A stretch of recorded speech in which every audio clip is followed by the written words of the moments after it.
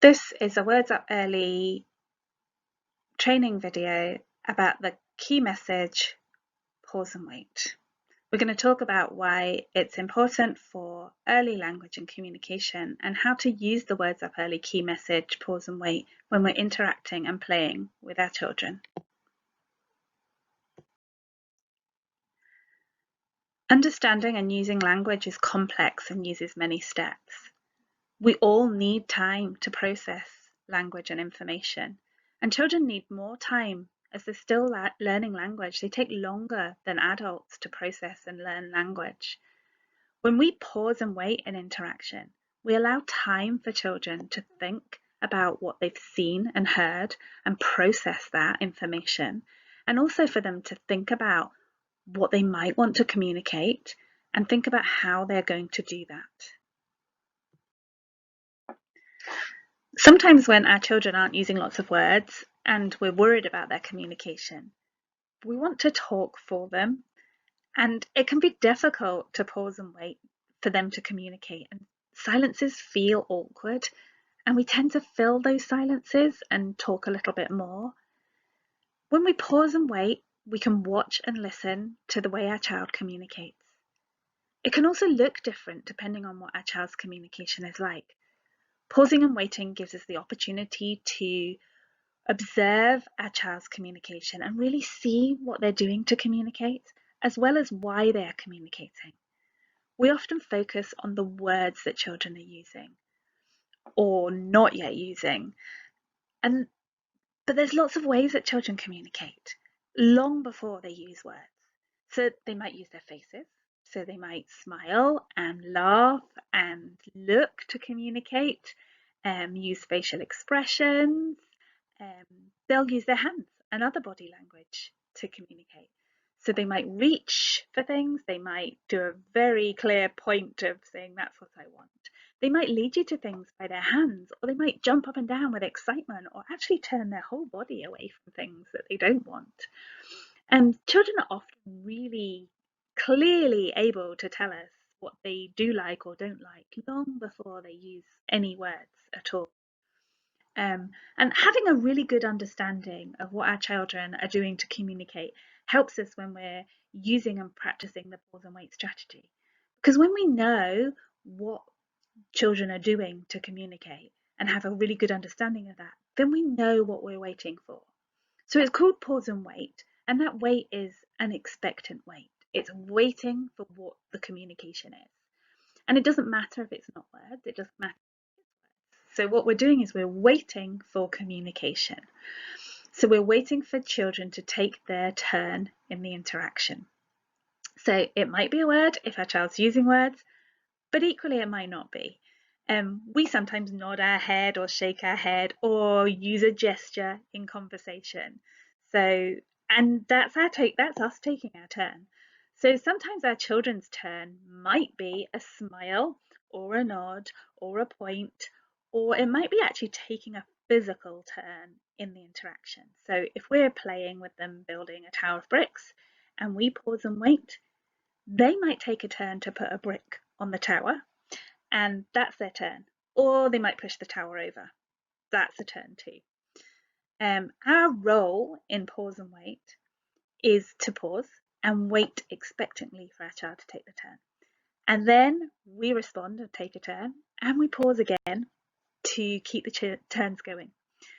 And if we spend time observing our children's communication, we'll know what we're waiting for when we pause and wait.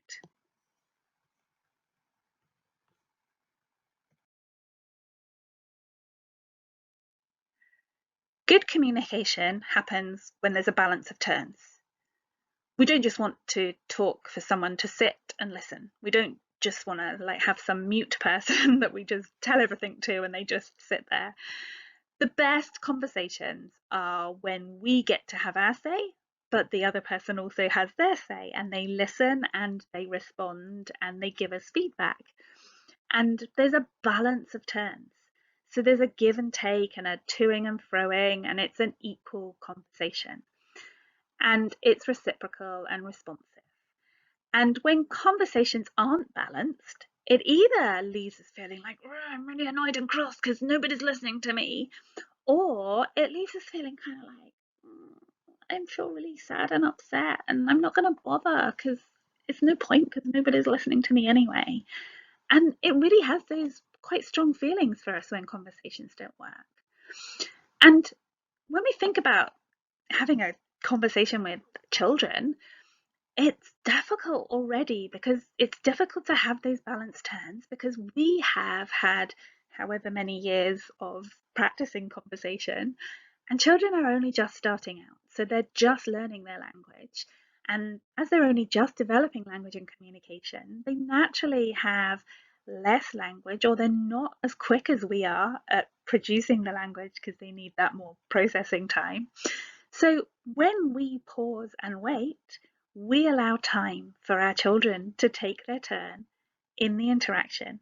And the pause and wait is there to create that balance and build in a balance of turns to help make it equal and more of a balance.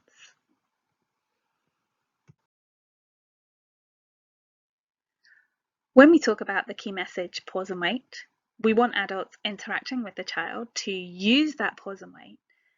Initially, you pause and wait, you come alongside, you pause and wait, you watch what your child is doing, you let them take a turn in the interaction, and then you follow the child's lead. And you can do that by copying the child in their play and making a comment about what their play is, what they're doing. And then you keep it going by taking another pause and wait. So you pause and wait and you see what they do with what your turn was. And then you keep that going. So it just keeps going in cycles and cycles and cycles. So you watch what your child's doing, you make a comment or join and copy them, and then you let them have another pause and wait for their turn, and then you copy them and make a comment again. So it just keeps going and going and going, and the turns keep going. And to do that, to keep you going with your pause and wait and to keep you thinking about your pause and wait, when you're pausing and waiting, you count up to 10 in your head. And it's up to 10. If your child responds and takes their turn before you get to 10, then obviously respond and take your turn quicker than that. You might find that your child doesn't need as long as 10. You may find if your child is struggling a little bit with language, they need a little bit longer than those 10 seconds, then counting up to 10. But it just keeps going and keep going around that cycle to build that pause and wait in. But counting up to 10 is a good strategy to try and help you keep that in your head of trying to use that pause and wait.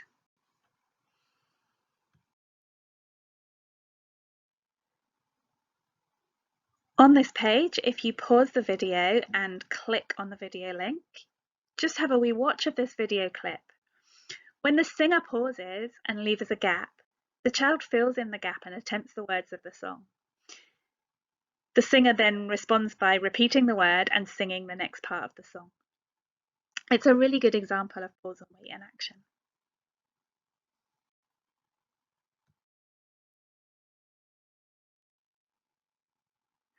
This is another video clip that you can click on and watch. If you notice in this video how the mum pauses, and when she pauses, the girl talks about the puppet and takes the lead in play. She chooses to feed the puppet. Mum then follows this lead. And when she waits again, the girl uses words and actions to communicate with mum.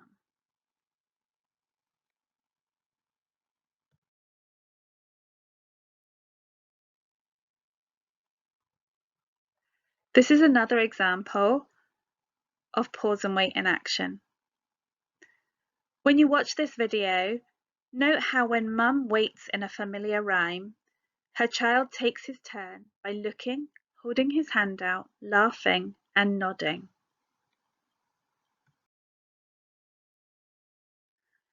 So to recap, when we're talking about the key message, pause and wait, what we want the adults to do is to come alongside the children, pause and wait, remember that counting up to 10 in your head, watching what your children are doing, let them take a turn and start the interaction while you're watching. Then come alongside, join the play, follow your child's lead. Take a turn by copying your children or making a comment about their play, and then pause and wait again to let them take their turn. And then keep this going round and round in a cycle to build a balance of turns.